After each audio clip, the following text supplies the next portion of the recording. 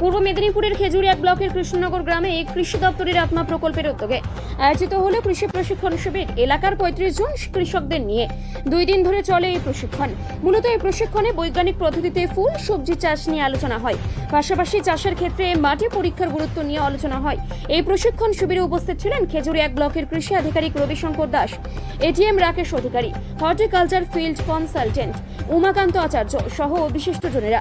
এদিন কৃষক প্রশিক্ষণের শেষে কৃষকদের পরীক্ষা নেওয়া হয় এবং সফল উত্তরদাতা কৃষকদের পুরস্কৃত করা হয় কৃষি দপ্তরের পক্ষ থেকে। আচ্ছা, আমাদের আত্মা প্রকল্পের অধীনে খেজুরিয়া ব্লকে বিগত কয়েকদিন ধরে কৃষি প্রশিক্ষণ শিবির চলছে। আজকে আমরা 3 নম্বর কৃষি প্রশিক্ষণ শিবির উপস্থিত হয়েছি কৃষ্ণনগর পূর্বপাড়া সমবায় কৃষি উন্নয়ন সমিতিতে। গতকাল প্রশিক্ষণের প্রথম দিন ছিল, আজকে হচ্ছে দ্বিতীয় দিন। দ্বিতীয় দিনের প্রশিক্ষণ পর্ব এইমাত্র শেষ হলো। মূলত আজকে উদ্যান পালন বিষয়ে আলোচনা হয়েছিল, তার সঙ্গে সঙ্গে কৃষিতে বিভিন্ন ধরনের সমস্যা, নতুন ধরনের যে প্রযুক্তি সেগুলো কিভাবে ব্যবহার করা যাবে সেই নিয়েই আলোচনা হয়েছে। কতজন কৃষক উপস্থিত ছিলেন? আমাদের মোট 30 জন কৃষক 2 দিন ওনারা প্রশিক্ষণ নিয়েছেন। প্রশিক্ষণের শেষে আমরা ওনাদের একটা ইভ্যালুয়েশান বা পরীক্ষার আয়োজন করেছিলাম।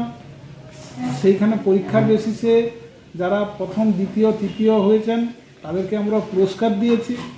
এইভাবে প্রত্যেকে মোটামুটি আজকের এই প্রশিক্ষণ পেয়ে ওনাদের যে রিয়াকশান বা প্রতিক্রিয়া, তাতে আমি দেখেছি ওনারা আনন্দিত হয়েছে। এবং মাল্যদান করছেন আমাদের সমবায় সমিতির অ্যাসিস্ট্যান্ট রাজকুমার মাইতি মহাশয়। এরপরে বরণ করছেন রাকেশ অধিকারী মহাশয়, এটিএম আধিকারী খেজুরি 1 নম্বর ব্লকে, মানস কুমার পতি মহাশয় এবং রাজকুমার মাইতি মহাশয়। এবং আজকের এই সময় বিশিষ্ট অতিথি এবং বিশিষ্ট সমাজসেবী তাকে বরণ করছেন মানস কুমার পতি মহাশয়।